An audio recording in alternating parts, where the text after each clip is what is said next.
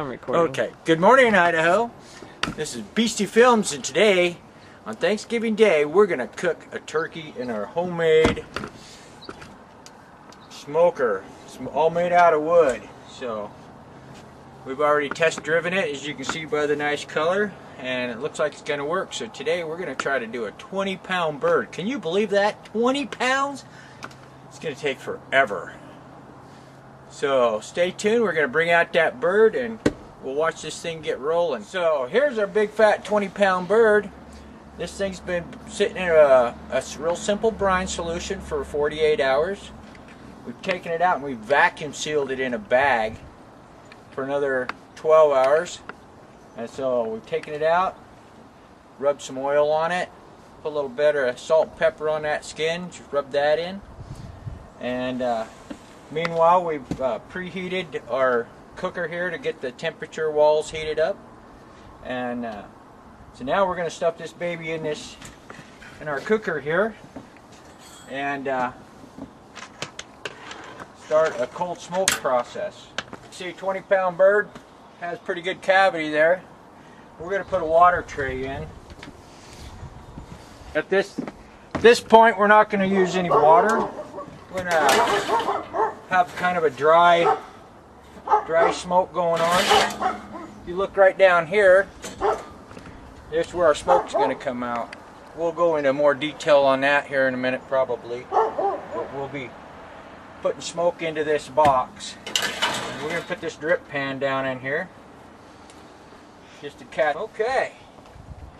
We're ready to turn on the smoke. I'm going to lay our temperature probe in here. Maybe. Right now I ain't worried about meat temperature, I'm more worried about box temperature. I really don't want to exceed, right now, 180 or so. And this thing will be heated with a great big double burner outfitter stove. I built the box around it, so it puts out a lot of heat, so I got to really be careful on how much heat. Okay, so let me get my hands cleaned up. I'll be right back and we'll start putting some smoke on this bird. So first thing I'm going to do is I'm going to open this up. I'm going to reach in, pull a grate out. We're going to lay some big large chunks of hickory right in the center of this cooker barbecue box, right down in the center there. I guess, like so. So we're gonna have hickory flavor coming out of the barbecue, the center here. Probably don't need this grate, but I use it for temperature. It's cast iron, so it kind of holds the temperature and will help maintain temperature. If I take it out, then cast iron generates and holds temperature better than anything, you know. Other things will lose their temperature quickly. This will help us maintain temperature by having that cast iron in there. Okay, so we've got our wood in there. We're going to have a dry pan to start for about the first 2 hours, and then we'll put some water in this to re-add moisture back into the box during the process. Okay, so the first couple hours we'll have a dry pan, and then we'll go to put water. We'll fill this pan up with water for the rest of the cook time. The key here is we want this to kind of be dry, so the smoke will stick to the bird and start penetrating. If it's too moist, it just kind of runs off and makes a streaked, gooey mess. Okay, and we don't want that. Okay, so got our temperature probe hanging in there so we can kind of monitor that. We can see we have the door open. We've dropped clear down to 64 degrees, but once we start adding the smoke, the temperature will start climbing. Today's a pretty nice day. When I first test drove it, it was below zero, and it was a little trickier. So we're gonna just close that up. We'll go ahead and kind of keep the door a little bit from flopping open. I don't have to go. So next step, we got our smoke generator that I've created. You can come around here and show them the kind of the piping system. This is just a support leg. The actual air and smoke will go all the way straight through, turn and go into the box. This one here is just a support. It does nothing except sit there. Okay. What we're doing is pretty simple setup. We're going to take them out of there. So that's just a tube with the pipe. Air flows through and creates a vacuum. Pretty simple. We've got an air hole down here in the bottom. Screw this back on. About like so. And what we're going to do is we're going to take some mesquite pellets and we're going to fill this tube up with these pellets. Oh, I did a terrible tear job.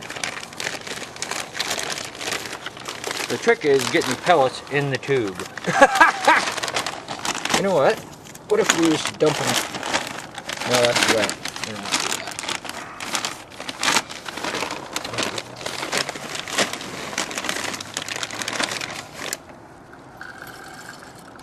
We're going to get them down in a tube.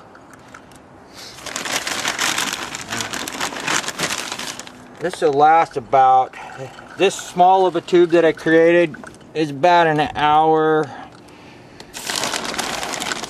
and a half maybe of burn time.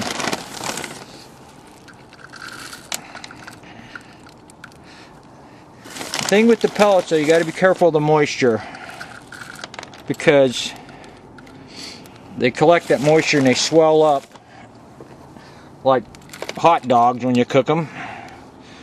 So that's about all we want. We don't need it clear up to here, because the moisture in the wood, if I get it too hard up top above the air tube, this pellets will swell and create a bridge here, and then it's, instead of falling down in as it burns, instead of falling down, it'll lock up and create a bridge. We want it kind of loose at the top. What we'll do, we'll screw this cap down. It don't have to be super tight because we'll be taking it back off. Just something to, about like so. Okay. Now we're ready to apply air, which will create a vacuum and draw our smoke up through and into the box. So we're going to take this damper off because we want it to flow freely for the first couple hours. We want it to just flow through pretty freely for this process. It's going to be going, we'll see how it's going to work. So this is what this little valve there is going to control.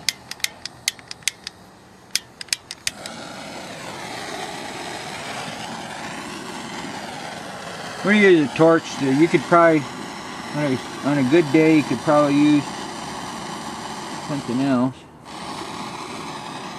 But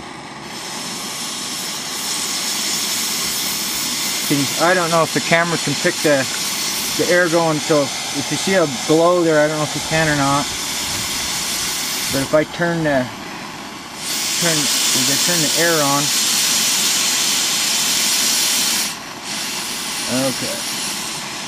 Okay, we already got smoke coming out, don't we?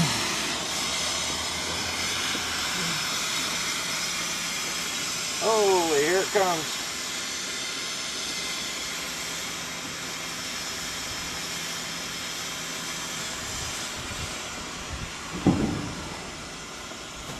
Got her going. Look at that. Now when I first start my generator, I apply a lot of air, a lot of vacuum to get it stoking really good. And then once it's stoking really good and I'm burning good, then I can turn the air down and mellow the smoke. But you can see already we're pumping a lot of smoke coming out everywhere. Matter of fact, I'm ready to turn this down just a little bit. So You turn your air down to where the smoke's coming out, and then you turn your air up to where it quits. Just gently. So here it's coming out. You just to where it's sucking back in. Now you're stoking your coals pretty good right there. And that's going to give you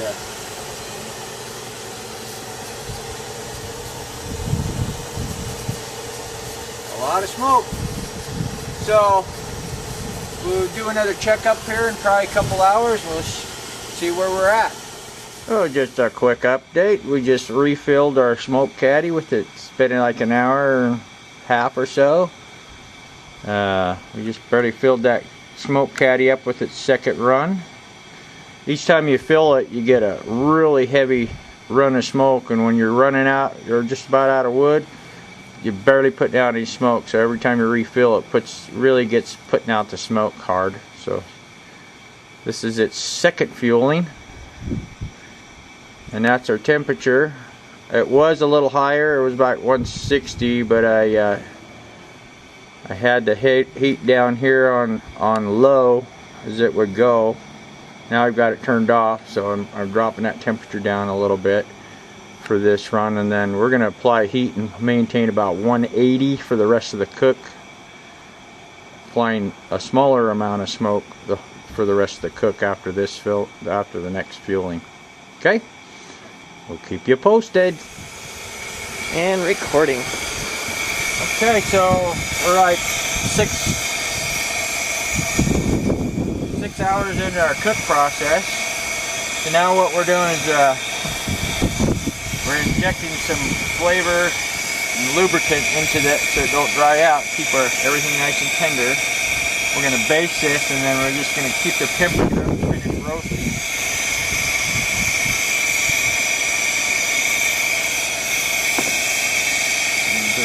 Injected some stuff in there. Now we're going to baste it.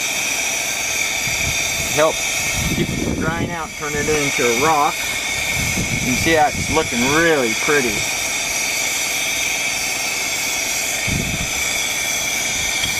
We had a couple mishaps. Temperature skyrocketed, clear up into like 300 and over 300, like 370 degrees, and I had to hurry up and get it turned down, but it wasn't for very long. So, but we've been holding under 200 or just right close, like 190 and 180s all this time, applying smoke the whole time. Looks pretty good. I think we'll probably turn the smoke off and just finish roasting now. Looking really pretty. Maybe we'll give it one more dose of smoke and call it good on the smoke. So at about 2.5 to 3 hours, we went ahead and added 4 cups of water to our pan down there to keep the moisture up, which is mandatory. Helps keep things from drying out. Oh shit! Got my basting brush. Ooh, that was sucked. Okay. The temperature is falling down rapidly now, so we'll have to crank up the heat and get it back up to temp.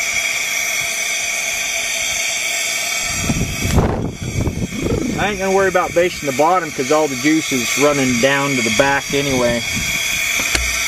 But that's why we'll probably inject it one more time during the cook process. I think we need just a little more smoke. See those white spots right here? So we're going to add one more round of smoke. These sparks right through here and right down along the wings inside there. So I'm going to add one more round of smoke. Getting a really pretty color though. That's what we like.